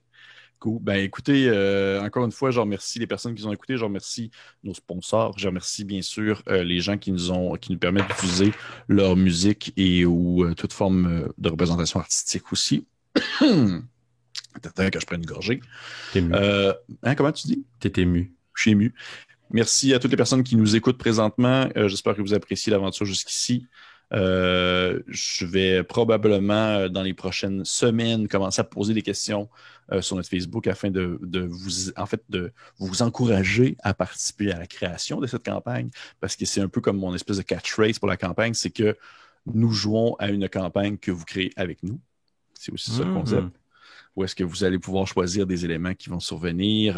Pas nécessairement, vous n'allez pas pouvoir choisir qu'est-ce que les joueurs vont faire. Vous n'allez pas faire comme genre, je veux que Osnan frappe Alphonse dans la face. Vous n'allez pas pouvoir faire ça, mais vous allez pouvoir, dans le fond, vous allez pouvoir choisir d'autres éléments qui vont tourner autour des joueurs, créer soit des NPC ou créer même peut-être des side quests aussi, qui vont pouvoir être cool. Encore une fois, je vous encourage fortement à vous abonner à notre YouTube. C'est vraiment cool.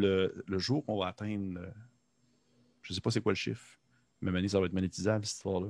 C'est le fun. 8 millions. 8 millions, ça va être monétisable. Mais encore une fois, j'encourage les personnes à vous abonner. Je vous encourage à liker notre page Facebook. Je vous encourage à partager. Ça serait cool, ça, de partager, dans le fond, les parties parce que je crois que c'est comme, il y a des gens qui pourraient apprécier cette aventure-là, mais qui ne sont pas nécessairement beaucoup impliqués dans le milieu de jeux de rôle, là. Fait que je pense que ça pourrait être intéressant que vous partagiez, dans le fond, cette belle vidéo-là à d'autres personnes qui pourraient apprécier une belle histoire racontée sur le bord de l'oreille, comme on fait présentement. Et d'ici là, je vous dis bien sûr à la prochaine et bonne fin de soirée. Bye. Bye!